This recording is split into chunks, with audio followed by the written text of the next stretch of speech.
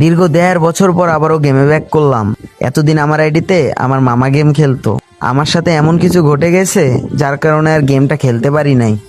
এই যে গেমে আসতে না আসতেই পুরাতন বন্ধুর ইনভাইট, যাই তোর গ্রুপে।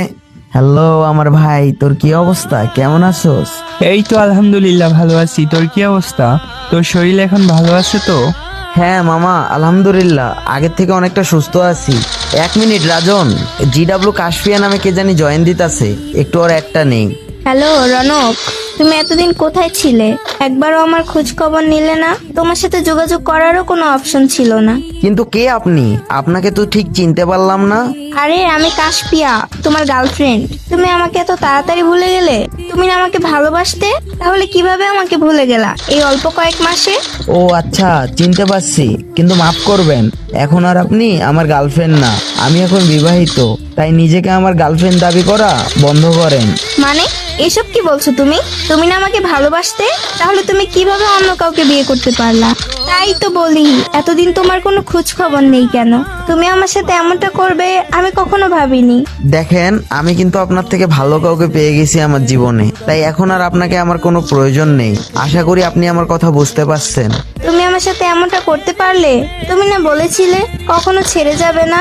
যাই হোক, আমাকে ঠকানোর বিচার হয়তো আমি করতে পারবো না, কিন্তু উপরে একজন আল্লাহ আছেন, তিনি অবশ্যই তোমার বিচার করবেন। ভালো থাকো, আল্লাহ হাফেজ। কি রে মামা, তুই কাশফিয়াকে সত্যিটা বললি না কেন? কাশফিয়াকে আমি কি বলবো যে আমার ক্যান্সার, তাও আবার লাস্ট স্টেজে আছি, কতদিন বাঁচবো তাও জানি না। মামা তুই তো সবই জানোস, আমি এই 1.5 বছর ধরে ক্যান্সারের সাথে লড়াই করতেছি, আর এখন আমি লাস্ট স্টেজে আছি। তাই আমি চাই না আমার জীবনের সাথে কাউকে অ্যাড করে তার জীবনটাও নষ্ট করি। কিন্তু কাশফিয়া তোকে ভুল বুঝে চলে গেল, একবার বলেই দেখ না ও কি বলে। না মামা, কাশফিয়া এখনই আমার কথাগুলো শুনে যতটা কষ্ট পাইছে, সত্যিটা জানলে হয়তো বা এর থেকে বেশি কষ্ট পাবে। তাই আমি চাই না কাশফিয়া আর কষ্ট পাক, তার চেয়ে বরং ও আমাকে ভুল ভাবুক। কিন্তু তুই তো এখনো কাশফিয়াকে ভালোবাসিস। হ্যাঁ মামা, আমি এখনো কাশফিয়াকে অসম্ভব ভালোবাসি, তবে সব ভালোবাসার তো শেষ পরিণতি এক হয় না। আচ্ছা মামা, তুই আমাকে একটা হেল্প করবি?